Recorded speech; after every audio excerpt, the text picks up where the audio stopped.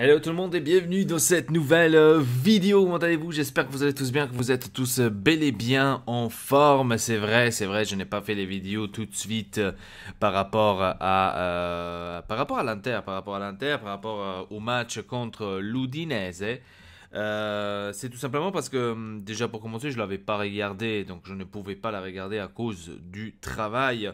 Et donc là, j'ai dû la revoir vite fait, donc revoir bien sûr les highlights, revoir aussi ce que s'est passé pour que je puisse au moins commenter ce que j'ai vu en général dans tout ça et dans les meilleurs temps, etc. etc.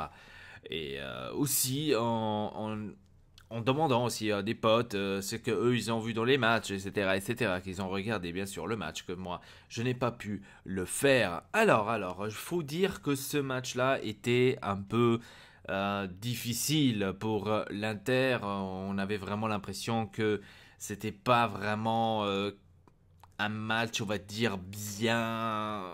Voilà, donc c'était un peu difficile de s'y mettre, difficile de revenir, difficile de faire certaines actions parce que l'Udinese se fermait quand même pas mal, était toujours là, était toujours présente, plus ou moins. Donc c'était vraiment un tout petit peu difficile. Donc c'est vrai que ce n'était pas aussi facile comme contre le Lecce, ça c'était clair. En tous les cas, on a gagné, c'est ça ce qui compte. On a ramené les 3 points.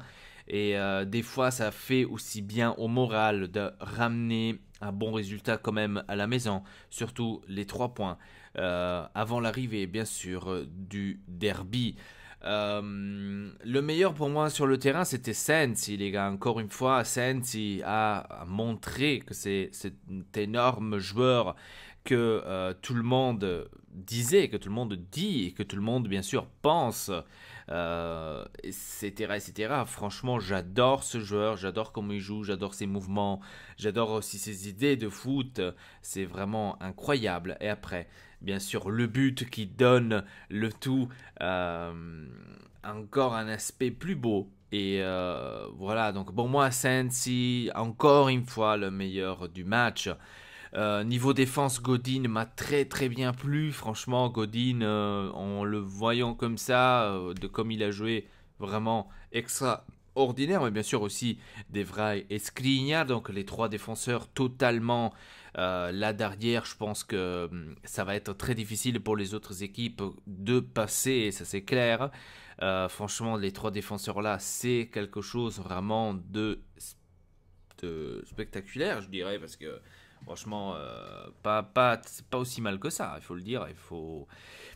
Voilà, donc ça m'a vraiment plu. J'avais un tout petit peu peur, faut que je vous dise, parce que en voyant les 3, Skriniar, Devray et Godin, en voyant les 3, je me suis dit pas que quand même il va y avoir une petite boulette, etc., etc., de la part de Godin surtout. Vu qu'il n'a pas encore joué, il doit encore s'intégrer, etc., etc. Il a eu quand même la blessure au début, donc on ne savait pas trop comment ça allait se passer, comment ça allait s'arriver. Mais en fin de compte, c'était quand même pas mal, et heureusement. Ça m'a même impressionné, sa prestation. On dirait que Godin jouait pour l'Inter depuis des années. Hein. Ça m'a donné cette impression à moi, je sais pas à vous, mais à moi ça m'a donné cette impression. C'est comme si ils étaient en train de jouer depuis des années, hein, tous ensemble. Enfin, en tous les cas, Godin, c'est comme s'ils connaissaient l'équipe depuis des années. Ils savaient qu'est-ce qu'ils devraient faire, ils savaient comment s'entrer, ils savaient comment se bouger, ils savaient où aller, ils savaient comment faire certains mouvements. Franchement, ça m'a vraiment, vraiment bien plu. Diego Godin, ça m'a vraiment plu. Franchement, incroyable. Vraiment, vraiment incroyable. Après le reste, Politano aussi, il a montré ce qu'il voulait. Il a fait son jeu. Gagliardini, 2-3 tirs, il les a fait aussi, quand même pas mal. On va dire qu'il était là, il était présent, certes, c'est pas maintenant cet énorme truc. Brozovic aussi là, donc c'était pas non plus. Hein. Je pense que le plus faible entre guillemets, celui qui a joué le moins bon, c'était pour moi Lukaku. Lukaku qui a eu mal au dos, donc il a quand même joué avec le mal au dos, donc je tiens quand même à le souligner parce que tout le monde était déjà en train de critiquer Lukaku. Vous avez vu Lukaku, ce n'est pas la même chose qu'Icardi, il est beaucoup plus faible, c'est un nul. Donc bien sûr que ça allait arriver. Ça allait arriver, c'était clair, hein, parce que bien sûr un joueur ne peut pas vous jouer toujours 100%, ne peut pas vous jouer toujours des matchs incroyablement bien, etc. etc. Tu as toujours ce moment où tu te dis, merde, je suis un peu... Enfin, où tu dis, oh, merde, il est un peu fatigué, il est un peu... voilà, touché, on va dire ça comme ça, surtout qu'il est revenu de la nationale, de l'équipe nationale, où il a marqué. Donc la fatigue là vient aussi, mais pas seulement pour lui, mais aussi pour les autres, comme Sensi, comme Gagliardini, Brozovic, c'est clair. Hein, Sensi surtout, on l'avait vu avec l'Italie, euh, etc., etc. On va dire que c'est pas maintenant une énorme excuse de dire pour la nationale, mais il avait cette blessure au dos. Et Antonio Conte, il a bel et bien répondu donc à cette question-là. Il a dit oui, je sais que Lukaku a mal joué, mais c'est aussi, je dois le remercier parce qu'il a joué quand même avec son mal au dos. Et ça, il faut prendre aussi en considération. Certes, c'est pas maintenant une excuse valable, hein, c'est clair, hein, parce que sinon ça serait facile à chaque fois que quelqu'un a mal au dos. Ah ouais, mais il a mal au dos, c'est bon, voilà. Donc il faut être aussi réaliste à ce point.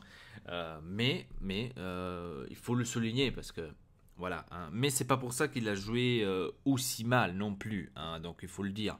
C'est pas pour ça qu'il a joué aussi mal non plus. Il a quand même essayé d'être là pour l'équipe, il a quand même essayé de construire pour l'équipe, c'est clair. Et ça, c'est des choses que les gens ne voient pas parce qu'ils sont tellement habitués de voir Icardi rien foutre et être toujours là devant et attendre le ballon qu'ils ne sont pas de toute façon habitués de voir un joueur se battre justement pour l'équipe. Mais je dois dire que cette prestation-là contre l'Udinese, c'était pas l'une des meilleures. Donc là, il faut être quand même sincère. Euh, ouais, donc il faut dire aussi le premier match sans Ambrosio. Ça m'a fait un peu bizarre de ne pas voir Ambrosio jouer un match parce que d'habitude on est toujours habitué d'avoir Ambrosio sur le terrain. Ambrosio que je devrais dire que franchement, il a quand même donné de sa part, il a quand même fait bien. Donc je pourrais pas maintenant critiquer Ambrose, mais bon, c'est clair que Codine, Skriniar et De Vrij, hein, c'est quand même. Surtout en défense à 3, je pense que c'est plus apte pour jouer. Je pense que là, on est tous d'accord.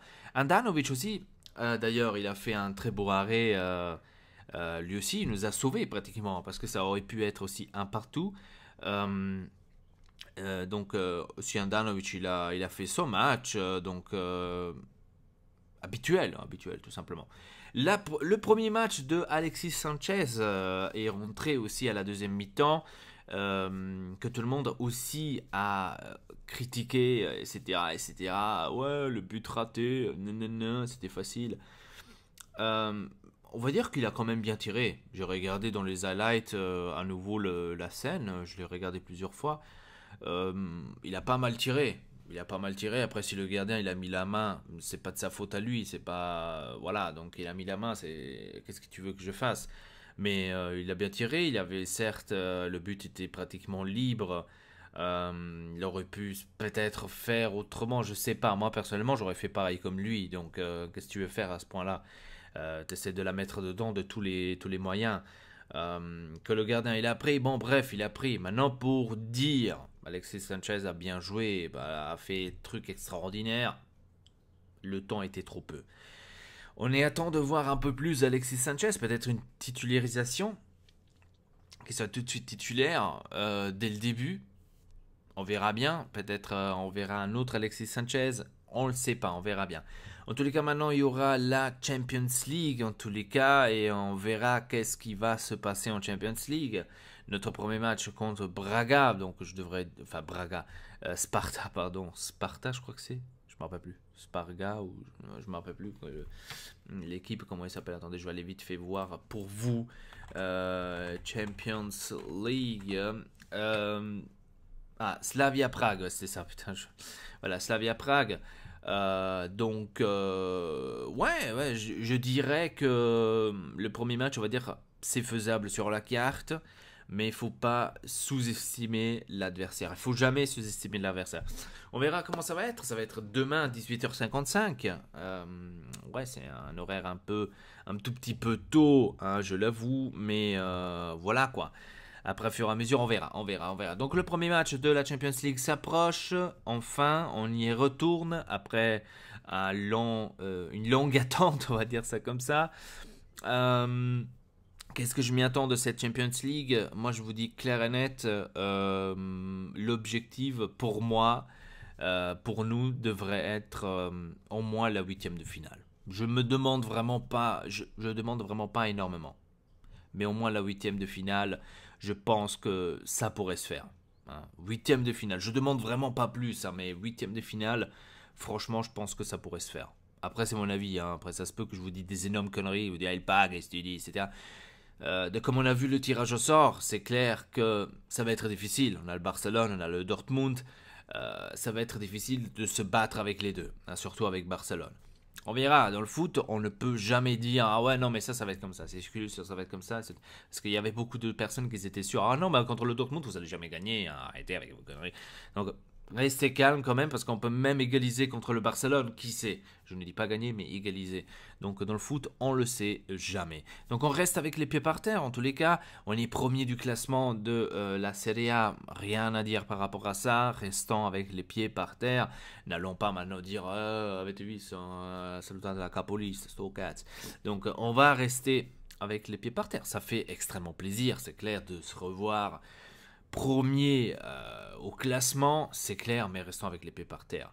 Le faux pas de la Juventus nous a permis d'être pour l'instant premier, on reste avec les pieds par terre. Le prochain match, ça va être le derby. Ça va être très difficile, surtout qu'on a ce match de Champions League juste avant, en espérant que les joueurs ne se fatiguent pas trop, parce que ça va être très difficile. Surtout qu'eux, ils n'ont pas d'Europe. Ça va être aussi un peu compliqué, on va dire, hein, de ne pas avoir d'Europe. Bon, d'un content, je suis quand même d'un content, ouais. D'un côté, je suis quand même content qu'on joue mardi, parce qu'au moins, on a un peu plus de temps pour récupérer. Pour le derby. Le derby, c'est quelque chose d'important quand même. Le premier derby d'Antonio Conte et aussi de l'entraîneur de la Juve, du Milan, pardon. Donc, le premier derby, franchement, si le Milan joue comme il a joué en ce moment, l'Inter va se promener. Mais le derby, il faut toujours dire que c'est une stimulation un peu... Hein, c'est une autre stimulation pour les joueurs. C'est quelque chose d'autre quand on joue un derby. Donc on ne peut pas maintenant dire ah ouais mais ça va être facile. Hein. Le Milan il est en train de jouer comme une merde, ça va être facile. On peut pas le dire. On peut pas le dire du tout parce que le derby ça te donne toujours ce truc en plus. Le derby tu vois ça te donne cette envie de faire plus, de faire le maximum, de faire à 100%. Donc je ne pourrais pas dire que ça va être facile hein, en tous les cas.